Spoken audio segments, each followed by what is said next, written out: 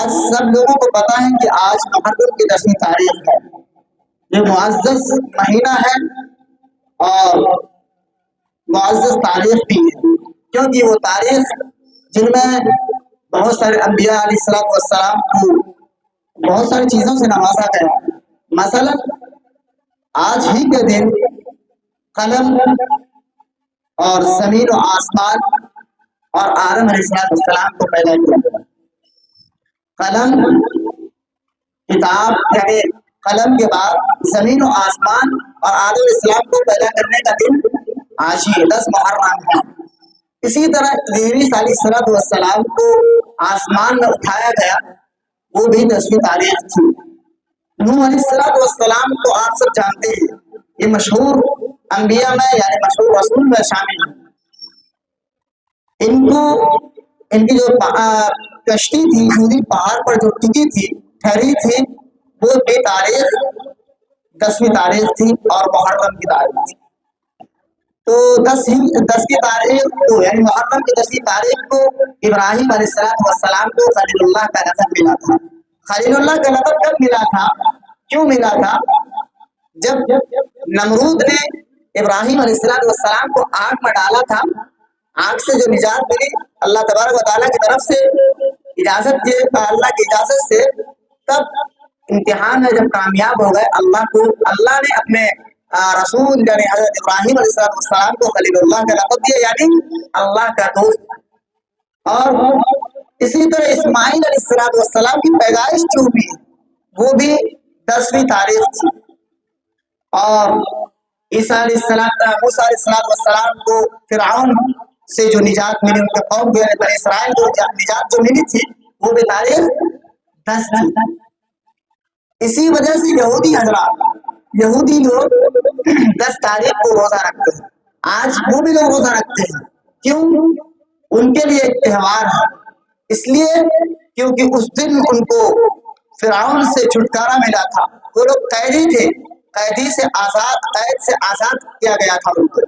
اور آج ہی کے دن قریش مکہ جو مکہ مکرمہ جو ہے یعنی حرم جن کو ہم کعبہ کہتے ہیں، ان میں جو غلاف چڑھا ہوا ہے کالا کپڑے کا ہے نا، اس لباس کو بھی مکہ والے 11 تاریخ کو 10 تاریخ کو چینج کرتے تھے.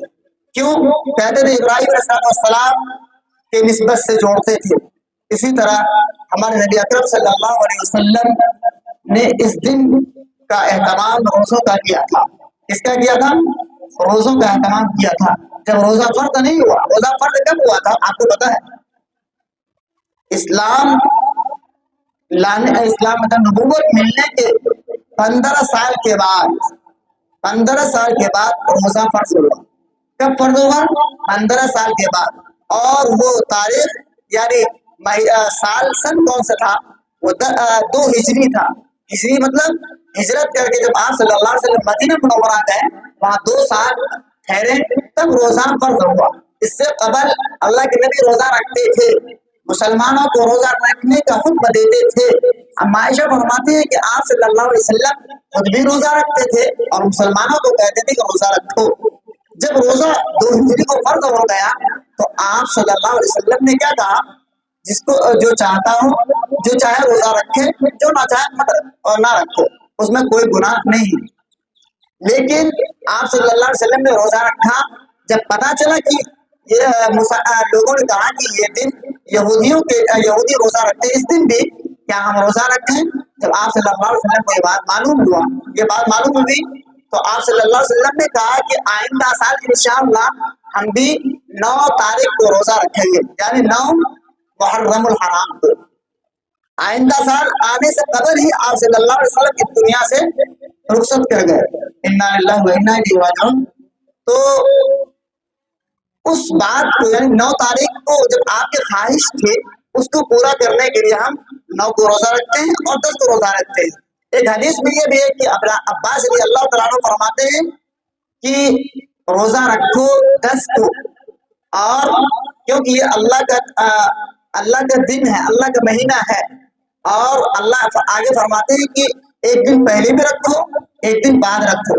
اگر ایک دن چھوٹ جائے پہلا دن तो 9 छूट जाए तो 11 करो, यानी 2 दिन रोजा रखना है। क्यों रखना है इसकी वजह आप कान खोल कर सुन लें और समझ लें।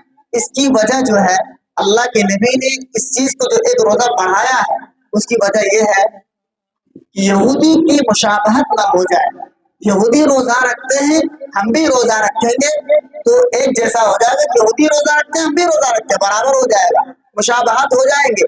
इसलिए अल्लाह के नबी ने कहा एक दिन इजाफा कर लो, मुशाबहत खत्म हो जाएगी। समझे ना।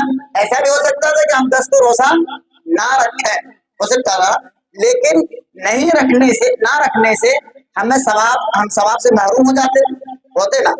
तो सवाब से महरूम ना होने की बुनियाद पर अल्लाह के नबी ने एक और इजाफा कर दिया ताकि मुशाबहत भी खत्म और हमें सवाब भी मिल जाएगा और इसकी फजीलत भी जान लें। फजीलत क्या है, एक दिन आप रोजा रखेंगे 10 तारीख को, आप बकिया पूरे साल जो पिछले एक साल गुजरा ना, आज 10 तारीख, पिछले 10 तारीख तक जितना आपने गुनाह की है वो तमाम गुनाह माफ कर दिए जाएंगे। शर्त यह है कि वो गुनाह सगीरा हो, गुनाह कबीरा ना हो। गुनाह कबीरा के लिए शर्त क्या है? तौबा। तौबा करेंगे तब माफी मिल जाएगी, बगैर तौबा की माफी नहीं।